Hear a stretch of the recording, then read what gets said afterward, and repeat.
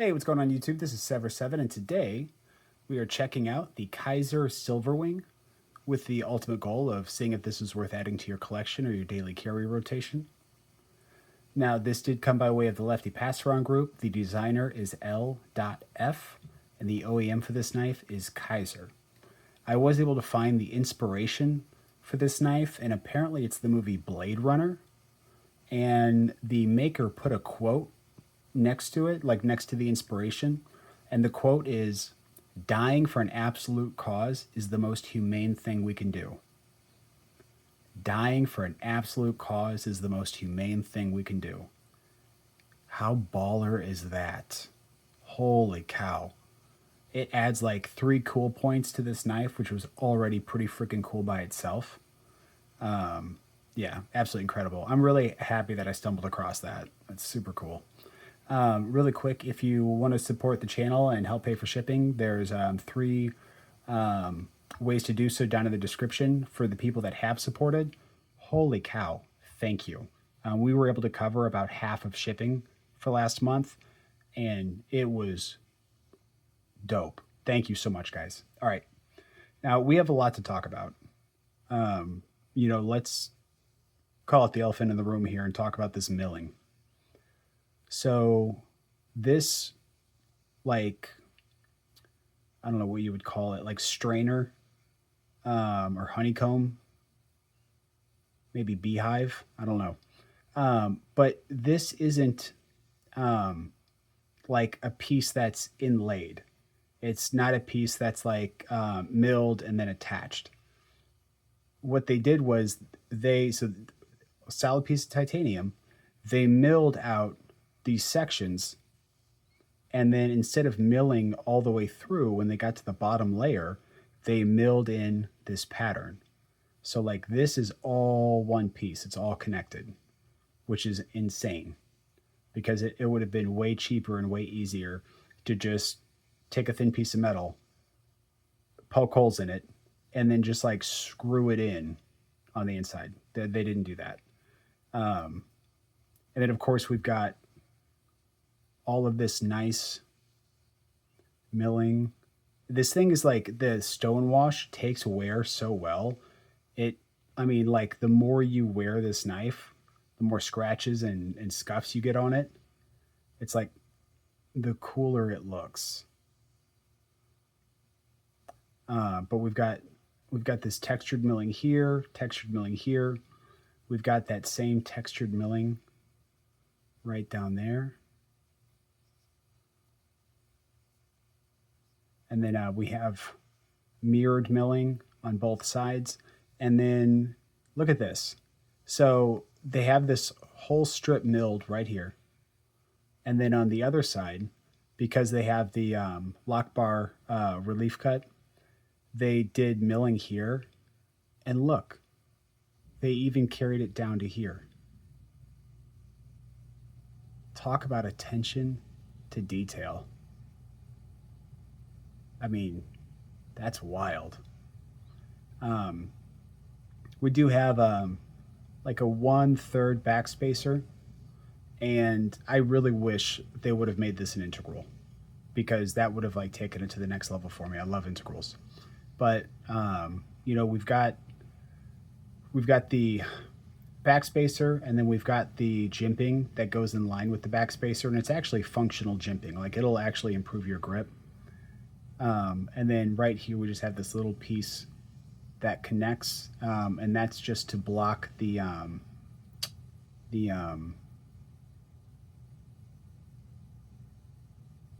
what is it called? Okay, I'm gonna sound like an idiot. The bar that stops the knife from moving, right? Whatever, I can't, for the life of me, can't remember what it's called. I'm not going to edit this out. So the stop pin, holy cow. Yep, it's just there to block the stop pin, so it's not an eyesore, which is fantastic. And then we do have some jimps up here. Now these jimps are not functional, right? Those are just aesthetic. This pocket clip has stepped milling at the base. We've got this big cutout, a little groove, and then we've got step milling going up the last third of the pocket clip. It is deep carry, milled titanium, non-reversible. We've got these kind of gold-looking pivot collars, which I think contrast very nicely with the rest of the knife with the stonewash. We've got tritium slots. And then we've got this like black titanium inlay, which I also think contrasts really well with this dark stonewash. We have zero hardware up here. We've got the bottom of a screw there, and then, you know, just the pivot. And then back here, it's T8s throughout, but we just have the pivot screw and then this one screw right here. So to take the knife apart, you just undo this, that's it.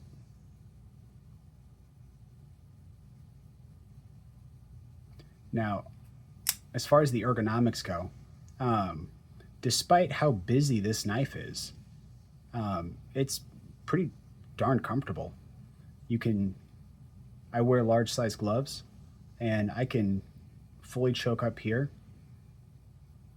and no hot spots. I can choke back, no hot spots.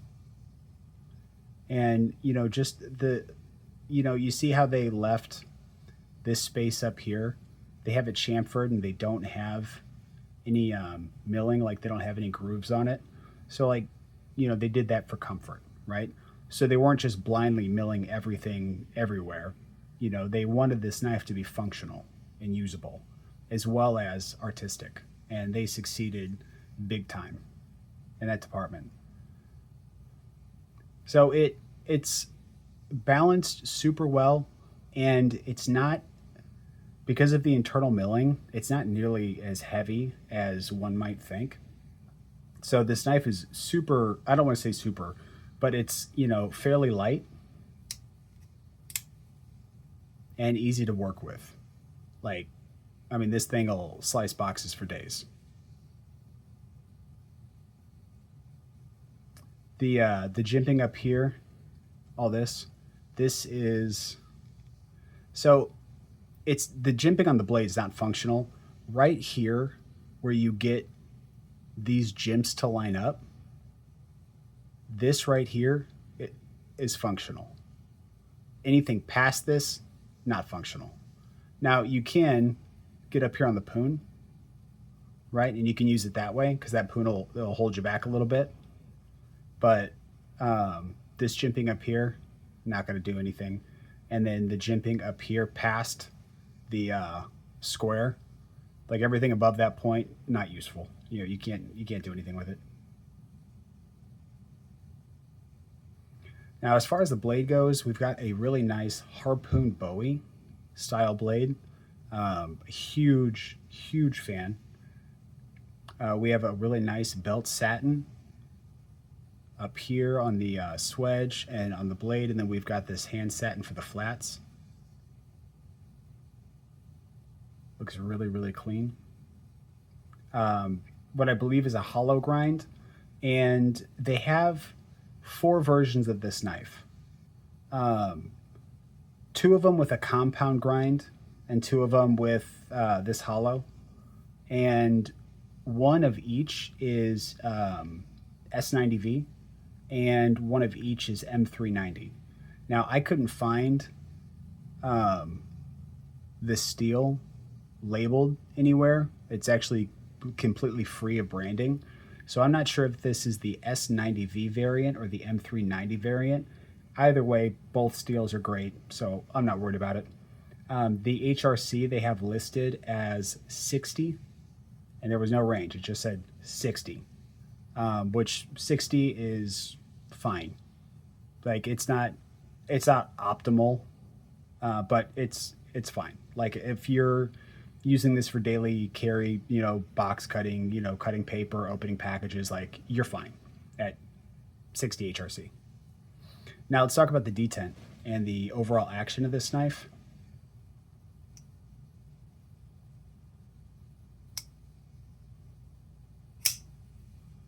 We have a medium detent. It's nothing, you know, it isn't restrictive. It isn't, you know, too much. It's very fidgety. The acoustics on the way up are kind of normal.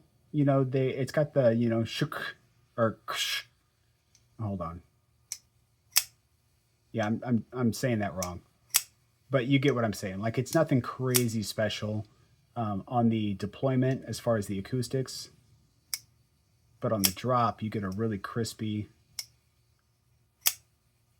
higher pitched.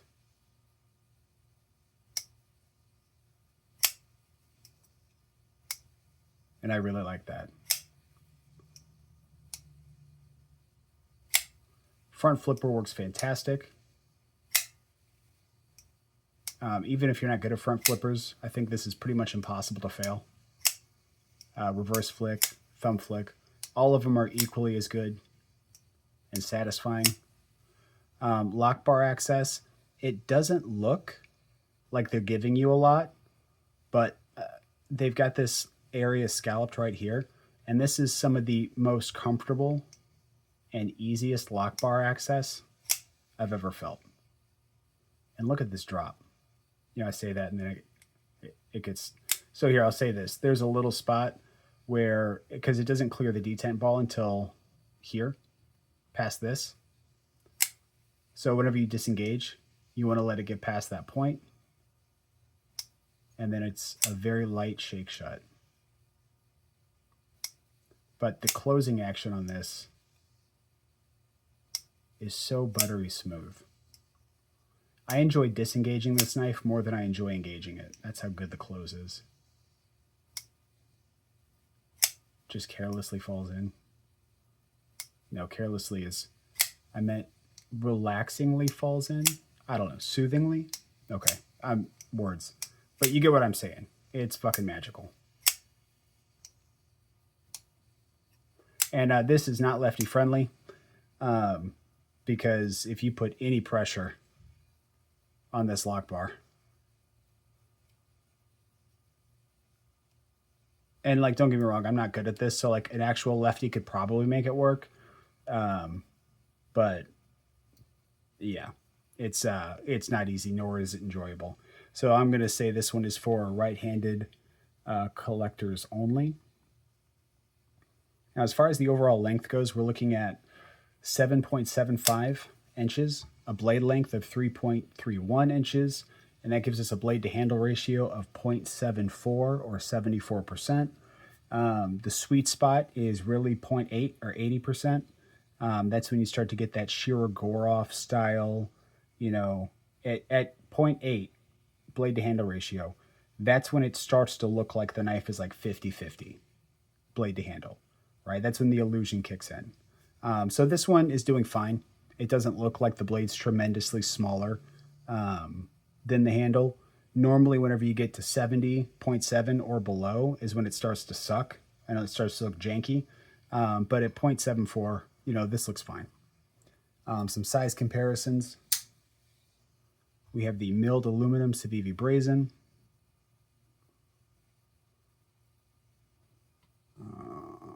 Yeah, there we go. So including the glass breaker, it looks like it's coming in about 1/3 of an inch longer. And we're going to do the Civivi Altus. And that's coming in about 1 inch shorter. We'll do the Real Steel Sylph. Fantastic knife. The most budgety version of a Chavez you could even think of for like 40 bucks. Amazing knife. And it looks like that's also going to be, I'd say about 3/4 of an inch shorter. And then we're going to go ahead and do the ProTech Integrity.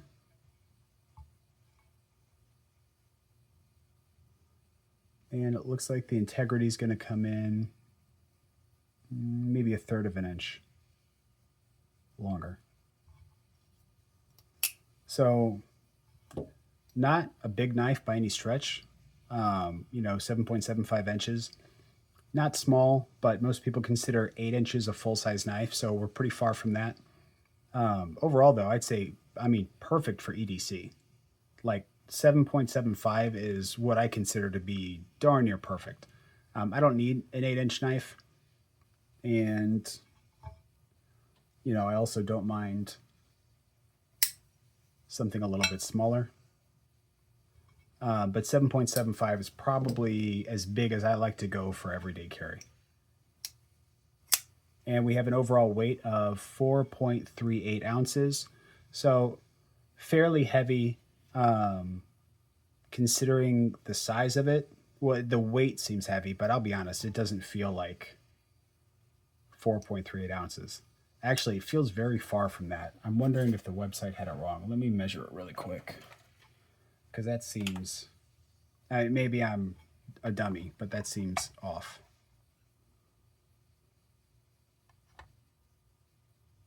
Never mind. It is right there. That's crazy. All right. So how much did this knife retail for? This version was either $339 or $359, depending on the blade steel you got. I believe the M390 was $339, and I believe the S90V was $359. But either way, this was not an inexpensive knife, not a cheap knife. With that being said, though, if we saw we do something similar with this level of milling, you would be, you'd be looking at 450, 475, right?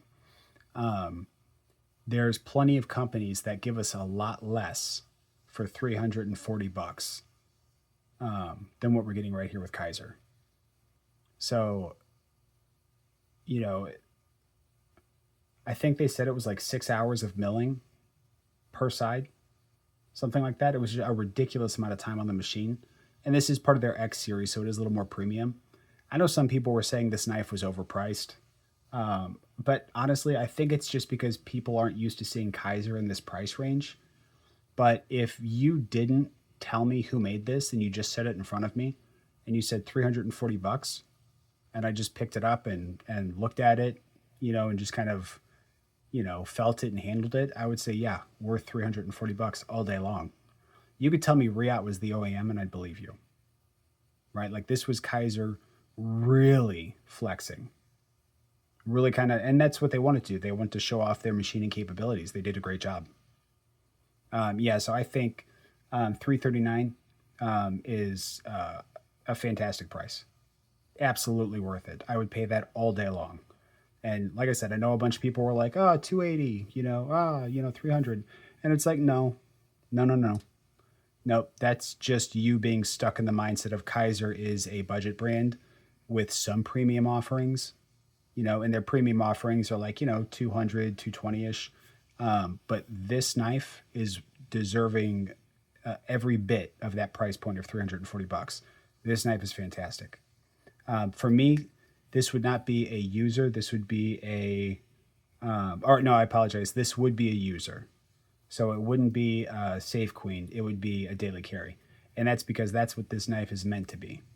And you can tell with the finish they put on it.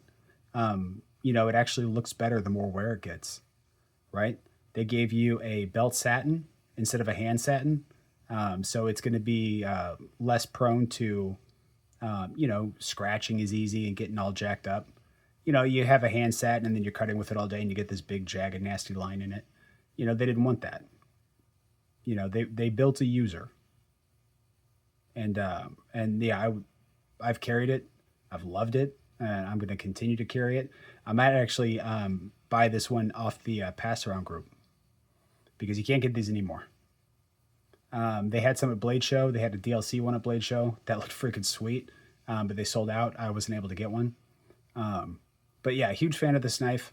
If you find one on the secondary for a good price, or if it's, brand new in box or something like that, even at retail, pick it up. You're not going to be disappointed. This knife is delightful. I absolutely love it, and I absolutely recommend it. There will be no link for it in the description. Like I said, they are completely gone. And I heard some talk that they might bring back a different version of it.